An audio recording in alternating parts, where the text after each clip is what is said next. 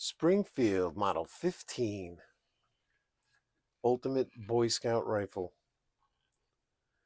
Pre-war Savage Stevens product. They don't get much simpler, but believe me, there's a lot going on here. Let's check it out.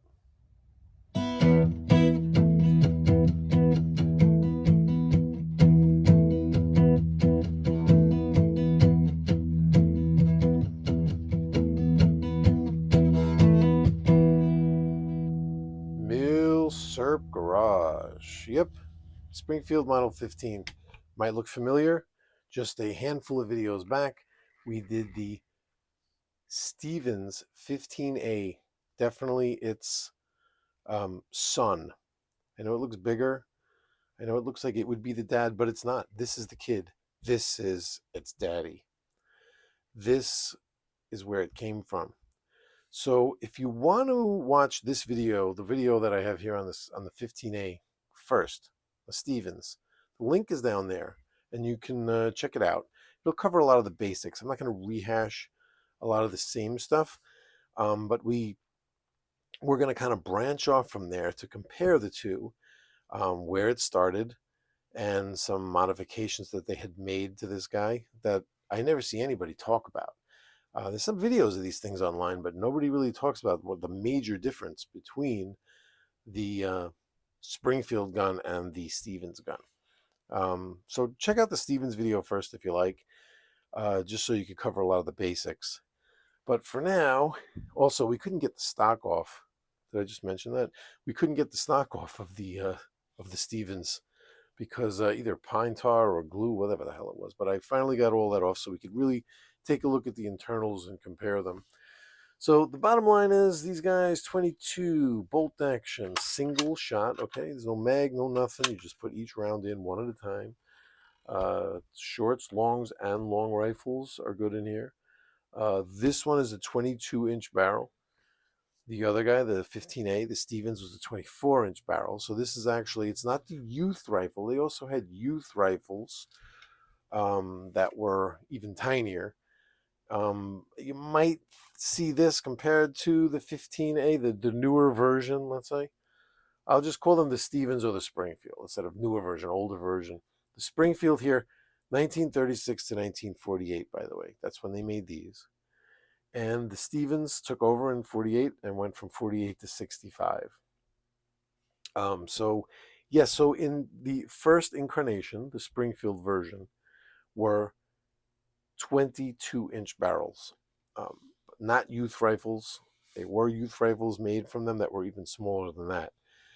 So if you see them just on a gun store shelf, you might say like, oh, that's the 15, that one, that's the youth rifle. Nope.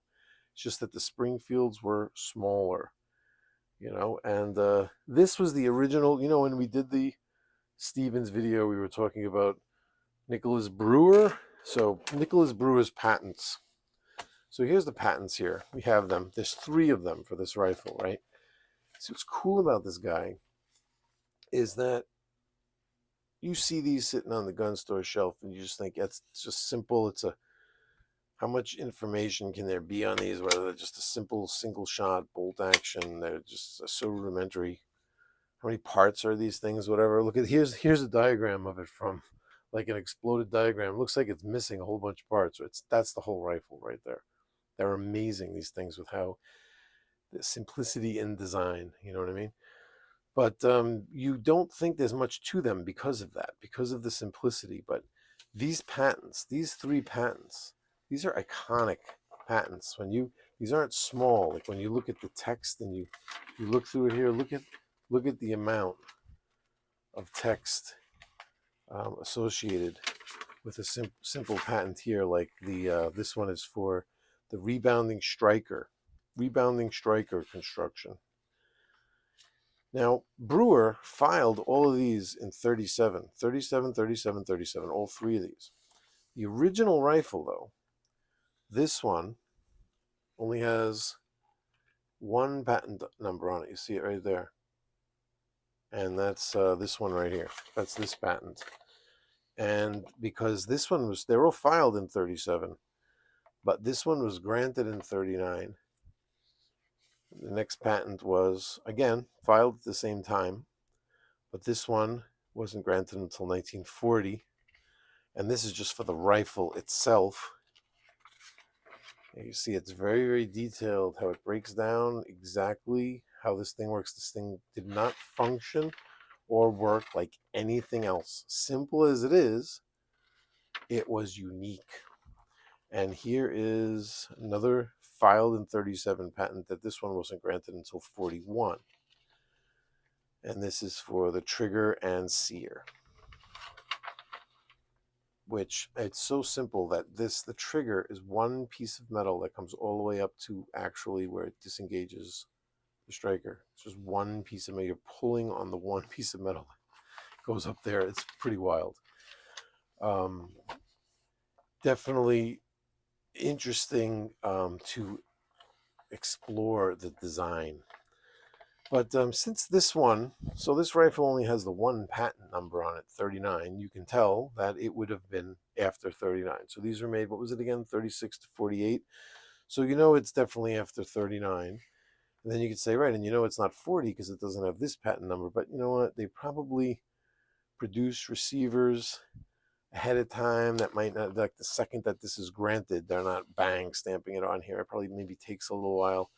But you got to figure it's somewhere in there, because these two from 40 and 41 aren't on the gun, aren't stamped on the gun, that it's probably after 39, but not long after. So I would say it's somewhere in 40 or 41 would be my guess, would be the production date of this guy.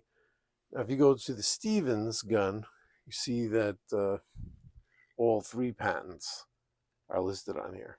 All three of those patents. So then you know that this was dated, I think we dated this one to 52. And with this one, you're able to date it that way because of this. Because of that number and letter in the oval there. There's only a certain amount of years that you were able to date a Savage Stevens Springfield product that way. And when you see this mark right here, you know that this was predated that method, predated that those markings where you're able to date them. And of course, none of them have serial numbers because they're pre-68. So you gotta kind of just go with what you got. And going by these patents, again, we could narrow it to after 39, but not long after. And yeah, Nicholas L. Brewer. This guy was a genius. So the Carlos Hathcock stuff, we covered that in the last video. We're not even going to cover that. I can tell you that originally in 1938, when this was released, it was priced at $3.19. So that'll give you some idea of exactly, exactly how exactly how incredibly old these things are and simple. 23 parts it was. There you go. Got that from Brownell's Encyclopedia. 23 parts. So let's here we're going to do, for the first time, we're going to get inside this guy because we weren't able to do it last time. So I want to do that. And again, get out your fat bits here. You know, they put these in the screwdriver kit for a reason, because these screws, while you don't really have to go crazy torquing them or tightening them, you will eventually put marks inside the slots, screw slots. Let's just get this out of the way so we don't bang them together, because this, I don't know if it's going to come out so smooth. It's still a little sticky in there. There we go. This is what we couldn't do the last time. But you see the simplicity looking at it like this. Lola is moaning on the floor. Yeah, Lola the puppy, in effect. But she's not really ready for the videos yet. She's 25 pounds, huge paws, long legs, and tiny little body. It's really weird looking. So yeah, look at the receiver, how it goes right into barrel. And I mean, that's all one part. And then there's two parts, right? 3, 4, 5, right? 6, 7, 8, and then there's like a few bolt parts, you know. And of course, you got to count like this, the 2 screws. Literally, you're counting these 2 screws. There is no butt plate, so you don't have to count that. But how sick is that? I mean, look at the simpleness of it. But what's interesting is, I'm going to show you, there were some differences between the two. And I wanted to cover that because we never got a chance to go inside there, and that bothered me. But I'm going to show you something pretty cool. So here, I'm going to show you the major difference. We're going to zoom in a little bit here. What we're going to do is, we're going to take a shell. So here's a once fired 22 brass, okay? Now, the bolt on these, I don't know if you remember, if you watched the last video, we covered this where the firing pin is also the extractor. So the striker first comes and hits this into the brass to first fire the round. And you can see, let me get I feel like I need a little pointer here. We use a dirty swizzle stick. So here's the firing pin protruding right here. That's what hits. And you can see the rest of it. This part right here just kind of prevents it from going too far.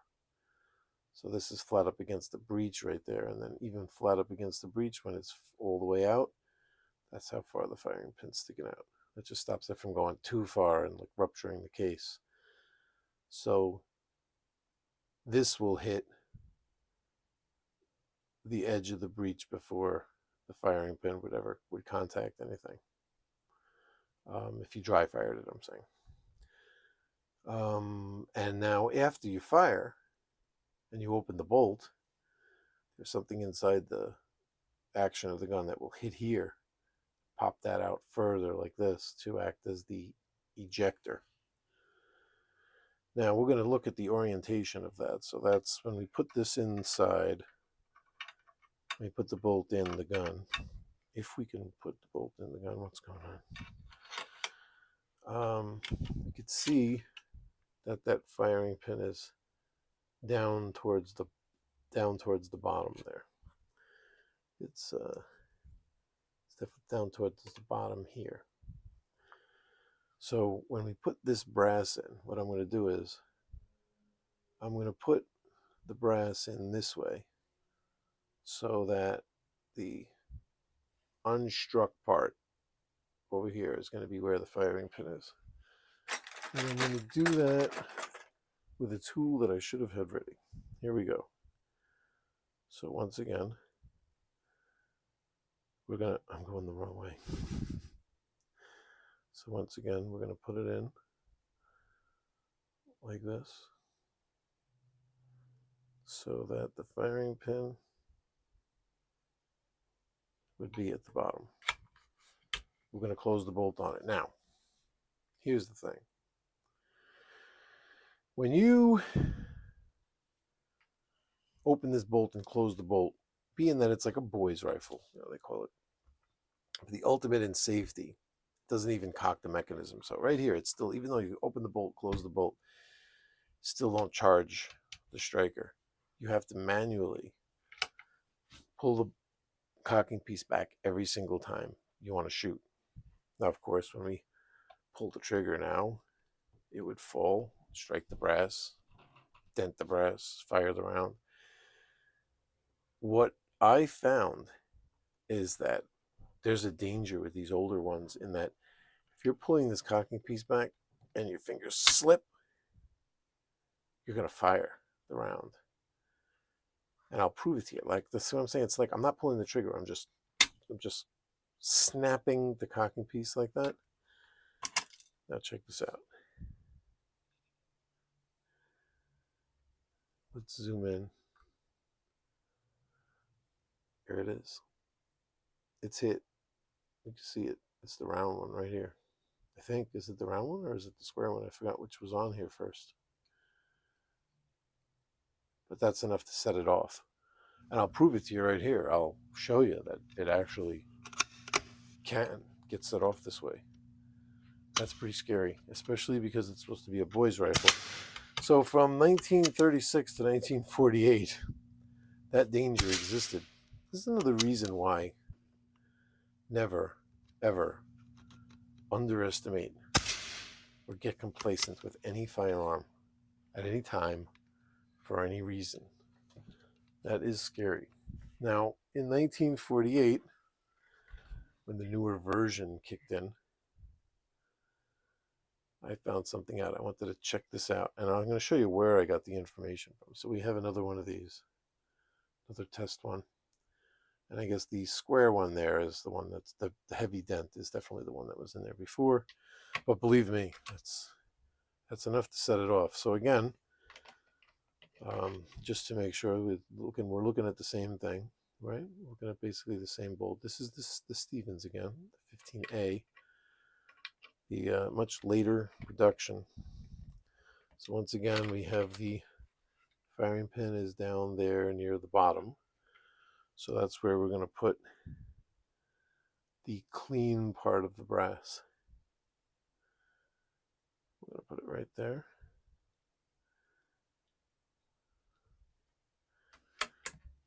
And let's do the same thing. Pull the cocking piece back. Let it go. Whoops, it slipped. Give a few good shots on there. Just to show you. 4 shots on there, right?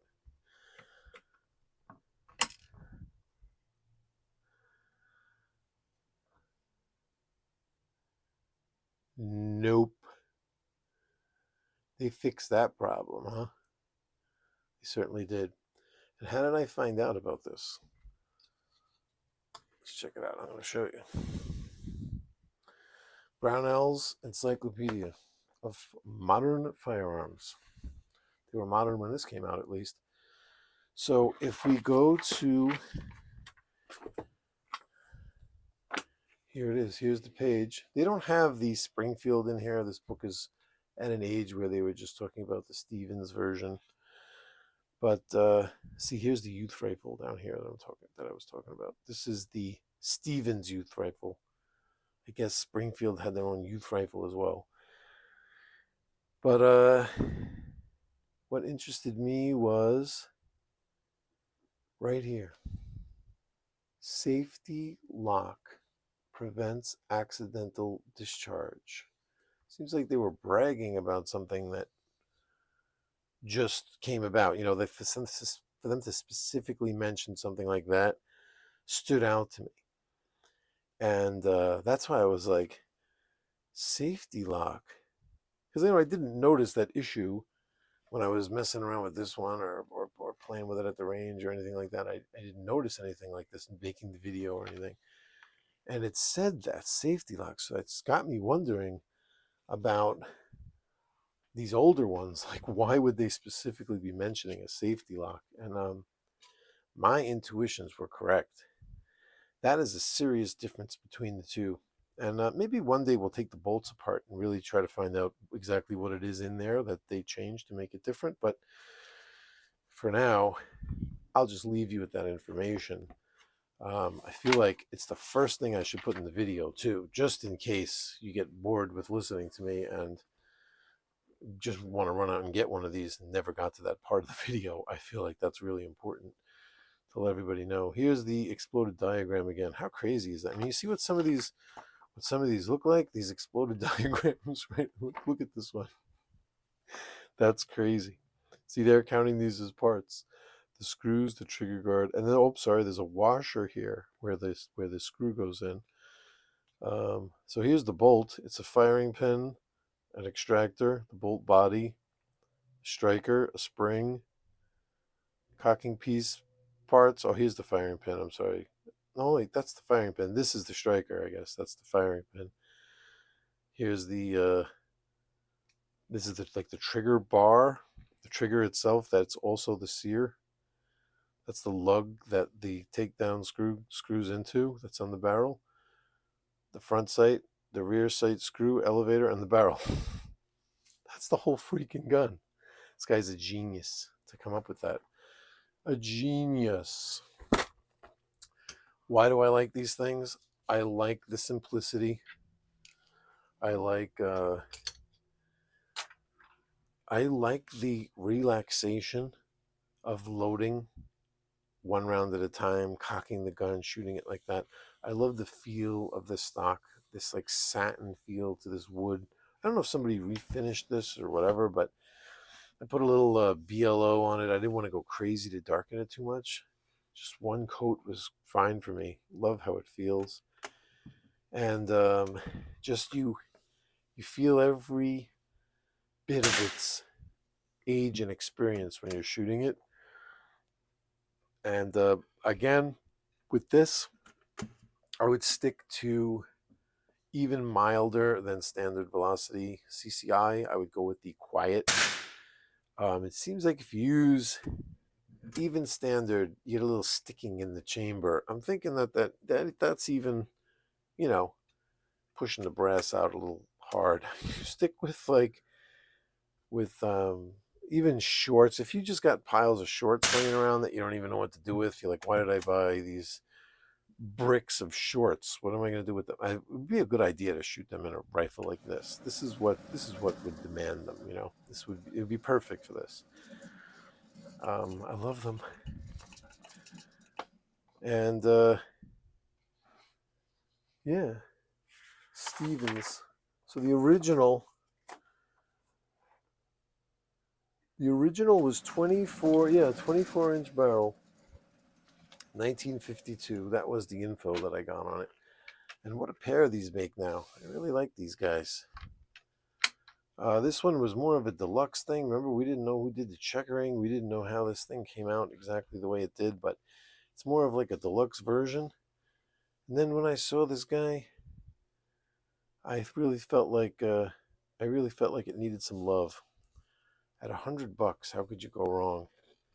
And you just got to remember, if you mess around with these older ones, that you got to just stick to those rules where, you know, you always got to keep it pointed in a safe direction. Just kind of imagine that it could just go off at any time. Handle it like that.